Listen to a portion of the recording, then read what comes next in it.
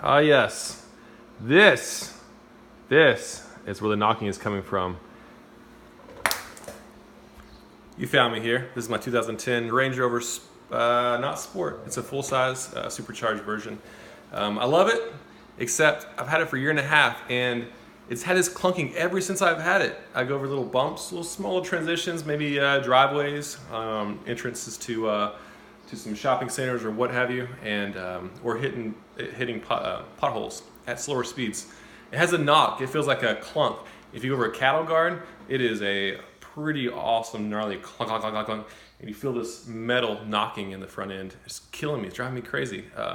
For a year and a half, I have changed the lower control arms, the steering rack, the airbag with the bearing on top. I changed that. Still had the knock, still prevalent, and this was the one thing that had been changed that was not original on this vehicle when I bought it. And sure enough, this is what it is. This is the control arm ball joint that goes on the rear control arm. I think Land Rover calls them upper and lower for some stupid reason. I don't know why. I don't know why they don't say rear and forward. The rear one comes off at an angle, goes to the subframe, and the front one is kind of a straight horizontal one directly out from the subframe.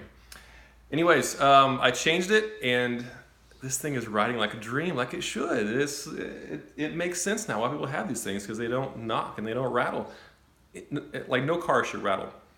A Range Rover should be smooth and flawless. I'll take you into the car and kind of show you what's going on here. All right, here is the front end on this thing.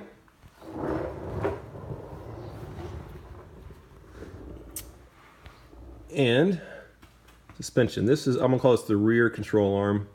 I'm not sure what Land Rover calls it. This is the front one up there. You see both these bolts to the frame. And out here is where this ball joint is. Now, I could not tell if this thing was loose at all. It was not moving. When you shake the wheel up on jack stands, it had no movement in it whatsoever. So it has to be super tight. And here's my new CV axle. This came from O'Reilly's. I think it was like 83 bucks. Pretty cheap. I changed that because this thing had some play in it that way. It helped a little bit, but it still didn't solve the problem. Airbag up there.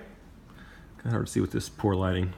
But the sway bar end links. Now, I did try to change the sway bar end links, but I diagnosed those as being fine because I took them off. I disconnected I pulled the whole end link off, drove it around, and that knock was still there. So that ruled out that little link. I probably should replace those at some point, but they're not bad, so I'm gonna keep them the way they are.